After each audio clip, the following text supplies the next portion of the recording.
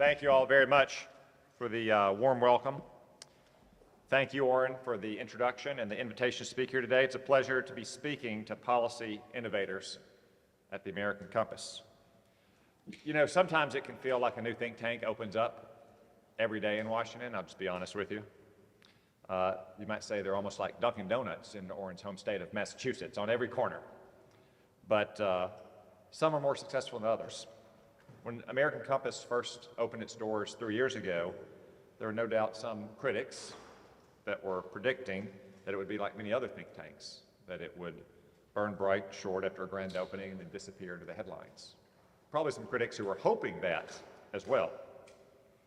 But that hasn't been the path that American Compass has taken. Under Oren's leadership and with the help of a small group of dedicated policy experts, American Compass has punched far above its weight. It's distinguished itself as a think tank that is genuinely thoughtful. And American Compass is pioneering new, right policies that put American workers and families first. I'm especially grateful for your support to my office as we crafted the American Workforce Act, a bill which would transform American secondary education to prioritize the millions of working Americans who are left behind by the current system. For decades, America has bankrolled a college-for-all higher education system that has failed too many of our young people, stretched our families beyond the financial breaking point, and burdened generations of citizens with unsustainable debt. Nearly 2 in 5 college graduates say they regret their choice major. More than 2 in 5 of recent college graduates are underemployed, and more than half of graduates work in fields they didn't even study. Yet, in the past 20 years, tuition prices have risen by more than 180%, and total student loan debt is now nearing $2 trillion. At the same time, college endowments have now grown to over $800 billion in value, with colleges like Harvard and Yale sitting on more than $70 billion. As their vast untaxed fortunes have swelled, so have their bloated bureaucracies. Between 1976 and 2018, total student enrollment increased by 78%, while the number of college administrators ballooned by 616%. This is nothing short of an academic gilded age, enriching entitled ivory tower elites at the expense of normal, hardworking Americans. While poorly serving college students and graduates, the current system also neglects worker education. More than 3 in 5 Americans over the age of 25 don't have a 4-year college degree.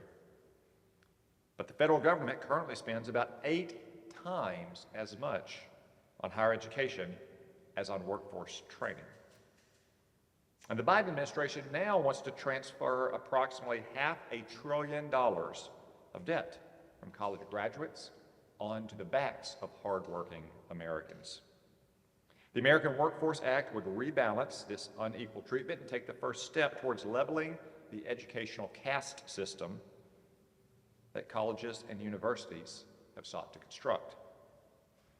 My bill would provide Americans without a college degree with vouchers worth up to $9,000, which they can use to help pay for employer-led training programs.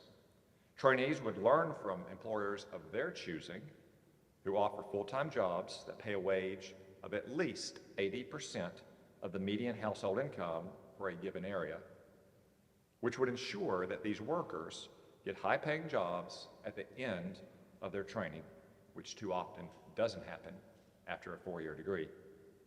And at the end of the program, employers would also earn a $1,000 bonus if they chose to hire the trainee. This initiative would be open to citizens of all ages and backgrounds, from young adults looking to enter the workforce after high school, to mothers re-entering the workforce after raising children, to ex-convicts trying to restart their lives. Instead of dividing workers and businesses, like Democrats are so fond of doing, this legislation brings them together in a close and cooperative relationship. It upskills workers, ensuring higher wages, while filling critical workforce gaps for businesses and ensuring higher productivity. The initial cost of the American Workforce Act will be paid for by a tax on elite college endowments. Ivy League academics are fond of calling for the rich to pay their fair share. In this case, I'm sure they'll readily leap at the opportunity to lead by example and pay their fair share. This summer, I'll be reintroducing the American Workforce Act, and I look forward to continuing to work with American Compass to have this important legislation passed into law. Thank you all very much for allowing me to address you.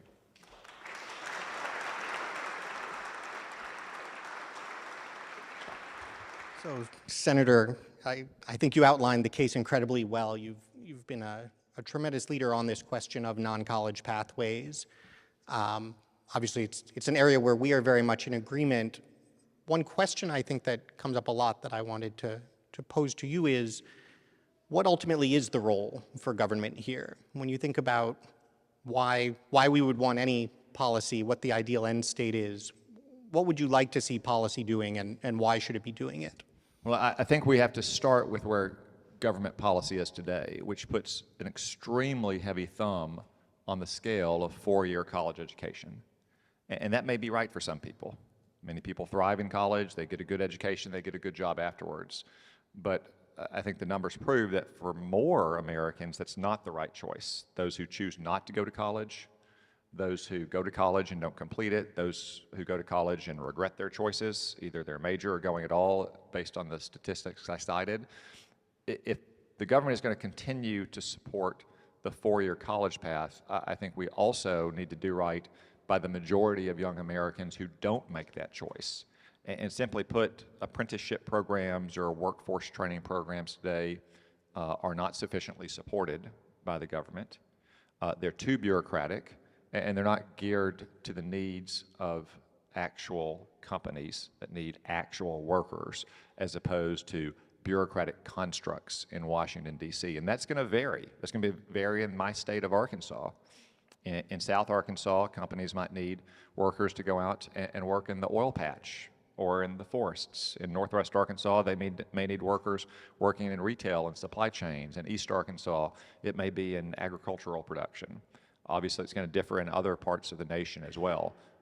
I think that the driving point of the American Workforce Act from the employer standpoint is they get to customize that training, and they get to use the voucher that their trainees to use to offset it, so they don't take the risk of starting a big program that's not going to pan out or won't get support through current cumbersome government programs. And then at the end of it, they'll get trained, skilled workers who are specifically prepared for the jobs that they need, not hypothetical or abstract jobs that some bureaucrat might have approved. And how do you see in Arkansas, as an example, the status quo? We obviously have some folks for whom the system works very well. We call them the fortunate fifth, the 1 in 5 who go high school, college, relevant degree into a career, no problem supporting a family there. If you think about the folks who drop out along the way, don't have the kind of thing the American Workforce Act might provide, how would you characterize their economic situation? Relative in the past, relative to what you would aspire to for them? Well, I mean, in some ways, Arkansas is doing very well right now. We have record low unemployment. We still have unfilled jobs. This is one thing that the American Workforce Act would help address, is creating more skilled workers to take those jobs, as opposed to the constant and wrong-headed clamor about more and more immigration, especially unskilled and low-skilled immigration. And our universities, I would submit, are much better than a lot of universities around the country at actually focusing on educating young Arkansans and getting them ready for the workforce, in addition to being good citizens. But the fact of the matter still is that just more Arkansans are going to not go to those universities than are going to go to them. And our government simply doesn't do enough to support their choices and their career paths versus what we're doing for those college-educated Arkansans. And that's the case all around the country. Yeah, it's an interesting point about the sort of the set of opportunities that do exist in one state versus another, and the need to customize, which which best comes from the employer, not from a central program design. Would you also want to see a change in what that set of opportunities is? Do you feel like we have the right kinds of investment and mix of businesses to begin with, or is there also a component here of we need to be creating different or better jobs as well? So I think that's part of a bigger conversation, and I know you're going to be discussing it with some of my peers later today, and American Compass has done great work on this, but we need to get back to making stuff in this country. Certainly making more stuff than we do now, even if we don't end up making as much stuff as we once did, and especially the kind of stuff that is absolutely critical to our country's safety and our prosperity. Some of that is very high-skilled manufacturing, very advanced technological manufacturing, like semiconductor manufacturing. But some of it is products that we used to make here that we outsourced almost entirely to countries like China, who are trying to displace us as the world superpower, that allow them to hold our country at risk. You know, I think we all remember in the early days of the pandemic probably being surprised about how much basic medical equipment and basic pharmaceutical ingredients are made in China. I don't mean cutting edge cancer therapies that are just on the verge of being approved. I mean things like penicillin and acetaminophen and ibuprofen and latex gloves and so forth. So we have obviously a huge and very successful services sector in America, and we export a lot of services in our country. But in the end, a healthy and balanced economy also needs to produce goods that people are going to buy or that other businesses are going to buy to produce their own goods. And I think our economy has gotten out of balance over the last 30 to 40 years, and I think failed education and workforce training policy partly contributes to that, partly as a result of it. Yeah, that's it. That vicious cycle point is when we try to make a lot, that it's not only that we need to be preparing the workers for the jobs, it's that if you're an employer today, and let's say you're running a software company, almost everyone you're trying to hire has gotten to go through heavily subsidized higher education, maybe even heavily subsidized postgraduate work. If you're trying to hire somebody in a blue-collar field, you basically have folks coming out of high school. They certainly weren't prepared in high school in any way, and then you're just slapped on the wrist for not doing it all yourself. Do you see this? You know, American Workforce Act is primarily post-high school. It's sort of as an alternative to college. To what extent would you want to or consider bringing that even into the high school side of things and having pathways there? Well, I wouldn't want to move on to one goal before we make the first goal. And I think the higher education system is where reform is most needed. But I can remember, and I think many of you can probably remember, that there were vocational and technical schools where I grew up, and people as early as 15 and 16 years old started going to those for at least a couple periods a day. They had already kind of made the choice that they didn't want a four-year degree. That wasn't a path for them. Maybe there were industries in your community where they wanted to go work. Their parents or their older brothers and sisters, their friends had worked there, and they knew it provided a good, stable job to support their way of life in their own communities. So you can envision, once we take the step of reforming the higher education system, of trying to extend it to the secondary education system as well. Of course, many countries already do that, very successful industrialized economies, especially in Europe. Places like Switzerland and Germany recognize the value of beginning to train young workers before they get out of the secondary education system into the industries that help drive those countries' economies. And those are, like I said, fairly advanced, successful industrial democracies as well. They've taken a very different path than what we have, and I think there's a lot that you can learn from them. What do you say to people who see this as somehow constraining opportunity or sort of shuttling people away from college as, President Obama always used to call it the ticket to the middle class? Is this inequitable? Why isn't it inequitable? Yeah, so, and I think a lot of you probably, if you're close to Oren or my age, you may remember your parents or your teachers telling you that. 50 or 70 years ago, the numbers that Oren and I have cited were even more skewed against college, So the percentage of Americans who are getting college education were in the single digits, sometimes in some places in the low single digits. So it really was unusual, but today that's not as nearly as much the case. You know, the lucky fifth or the 2/5 or whatever, based on where you live and your college opportunities.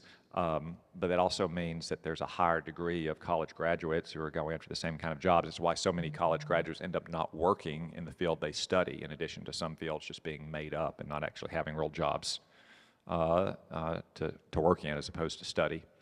By contrast, look at some of the skills you can learn through vocational or technical or workforce training. In Arkansas, you get a highly skilled HVAC technician or plumber or carpenter. They're apt to make more than twice the median income of an Arkansan, sometimes 3 times as much. That can be true in skilled trades and other industries as well. And some of those things, they may not be recession-proof, but they are certainly outsourcing-proof. You know, you can't fix your HVAC in China. You can't have a carpenter add on to your home in China. So there's a lot of security in addition to high compensation that comes in a lot of these working class jobs that too many people in Washington have looked down their nose at or create an education system that doesn't prioritize. What about the employer perspective then? I'm sure you speak to them constantly. Concepts like the skills gap come up a lot. I think in the popular dialogue, skills gap is interpreted to mean doesn't know how to code. What is it that employers are looking for, do you think? I think employers are looking for the skills that they need in their work sites. And that may even be different from one industry to another. You know, we have a large defense industrial plant in South Arkansas, and most of the major contractors are there. But they do slightly different kind of things. You know, what Raytheon needs in Camden may be different from what Lockheed needs. And the American Workforce Act does not try to put a one-size-fits-all solution on the entire country, the entire state, even a single industrial park. It's really up to the employer to decide what kind of skills they need to train their workers on and give their workers that training. Because one of the constant things I hear when I talk to employers on the one hand and local community colleges or technical training schools is the challenges they have, even though they both have the best of intentions, in getting the training just right to fit what they need. And my legislation would kind of cut that Gordian knot by allowing the employers to set it for themselves. And then the people who are going through the training, which may take some time and maybe some commitment on the behalf of the trainees, know that when they get out of it, this employer has a huge incentive to hire them, not just a $1,000 bonus for hiring them, but because they have created the exact worker they need. Yeah, and community college is exactly the next piece in this constellation. I think there's, in some respects, rightly a tremendous amount of criticism of our community colleges when you look at things like completion rate, incomes after graduation even. Many of them can look quite poor. The flip side is they're an incredible resource. And if you think sort of nationwide about what are the institutions we have, these community colleges, they look like they could be just the right thing. And so do you see them as typically the right partners here, or is there more to do to get them doing what we need? So like I said, in my experience, our community colleges and our businesses work very well together. They have the very best of intentions, but sometimes it may not always be the perfect fit for each kind of employer. So again, the way to cut that Gordian knot is to let the employer make that decision. In some cases, they may want to create a customized training program on their own site, using their own equipment, with their own supervisory personnel. In other cases, it may be close enough with a community college that they may want to work in tandem with that community college to create a program that the community college can produce. And I think some of the statistics that sometimes give them criticism are unwarranted because, if the point of many of these programs is to help people find a job that is high paying and has good security in their community, and they can find one without completing every single requirement of that community college, should they really continue on? I mean, to use a layman's example, if you're a college athlete and you're playing SEC football after 3 years and you're capable of being drafted in the NFL, do you really need to continue on for your 4th year and get your degree? I mean, in a way, you could say that the 3 years you've spent in the Razorback football program that's prepared you to be a first or second or third round draft pick has kind of gotten you to the point where you have the skills you need and you're ready to go out and get a very high-paying job. So I think sometimes there's criticism of our community colleges that are unwarranted because we're looking at measures of success from the wrong perspective. Yeah, fair enough. I won't question the Arkansas football team either. That would get me in trouble very quickly, I suspect. What about the higher education side of it then? Because we're obviously still going to have an awful lot of people going to college. We want to have a lot of people going to college. I think when you talk about too many people going today, or just the incredible agglomeration of resources that maybe they don't need or aren't being well spent, there are huge gains to be had by shifting some of those elsewhere. What else are you thinking about in terms of how to make it work for the people it can and should work for? Well, first off, the way the American Workforce Act would fund these programs, as I mentioned, through a small tax on the endowments of just a handful of the largest and wealthiest universities. I mean, in some cases, it might be fair to say that these are really hedge funds with left-wing colleges attached to them as a vanity project. The reason why those colleges and universities have the tax exemption is they can put that money to good purpose, to support education, to pay tuition, to provide new facilities like dining halls or dormitories or what have you. It's not there so they can just continue to build ever larger investment vehicles when they're not putting as much towards their students' education as they could. College is a choice for each individual person and their parents. Sometimes, like I said, it's the right choice to make. Sometimes I think it's the wrong choice, or at least it's a premature choice for an 18-year-old. I can't generalize about any specific choice on that, but I stress again that over the last 30 or 40 years, education policy has put much too heavy a thumb on the scale for four-year degrees, which oftentimes are not completed, or they don't provide you relevant skills or get you a decent job, and we need to rebalance that scale toward all those, which are a majority of Americans still, a large majority, who are not going to go to college. I want to wrap up zooming out a little bit and thinking about everything that's been going on in conservatism in recent years, thinking about some of these economic policy issues. Really something of an open-ended question. I'm very curious, how your thinking has changed, if at all, and things you focus more on than you used to. What is on your mind when it comes to how we should be doing economic policy? Well, I think the Republican Party has been moving for a long time into representing a working class coalition. The Democrats still have this image of themselves as being as Joe Biden would put it, a lunch bucket Democrat. On behalf of the working man, they're carrying his lunch pail to the job site. That's just almost not ever the case anymore. The Democratic Party has been become increasingly a party of a class of well-educated elites working in large metropolitan areas, working on the coast. That's not universally true, but it is generally true. This is not something that happened because Donald Trump was elected president. It was accelerated, perhaps, but I think his presidency is more the result of that movement than it is the cause of it. You can see some beginnings of it as early as Ronald Reagan. But especially by the time George Bush was elected, George Bush the younger, if you look at the coalition that elected him and the way he appealed to voters in those two campaigns and the way that Democrats put together their coalition, that this is something that's been continuing on for probably going back to the mid-'80s at least. And I think that's a healthy thing. It's a healthy thing from a policy standpoint because, as we've been discussing here, most Americans don't have college educations. They oftentimes are working with their hands and working on their feet. They got to take a shower after they get off work, not before they go to work.